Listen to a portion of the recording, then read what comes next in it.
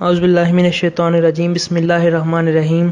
حضرت جابر بن عبداللہ رضی اللہ عنہ سے روایت ہے کہ میں رسول اللہ صلی اللہ علیہ وآلہ وسلم کے ساتھ عید کے دن نماز کے لیے حاضر ہوا تو آپ صلی اللہ علیہ وآلہ وسلم نے اذان اور اقامت کے بغیر نماز پڑھائی خطبے سے پہلے۔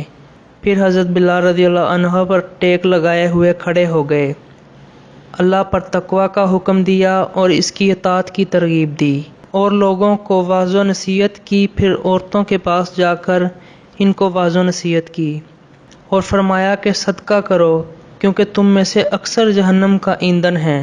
عورتوں کے درمیان میں سے ایک سرخی مائل سیاہ رخساروں والی عورت نے کھڑے ہو کر عرض کیا، کیوں یا رسول اللہ صلی اللہ علیہ وآلہ وسلم؟ فرمایا کہ تم شکوہ زیادہ کرتی ہو اور شوہر کی ناشکری۔ حضرت جابر فرماتے ہیں کہ وہ اپنے زیوروں کو صدقہ کرنا شروع ہو گئیں۔ حضرت بلال رضی اللہ عنہ کے کپڑوں میں اپنی بالیاں اور انگوٹھیاں ڈالنے لگیں۔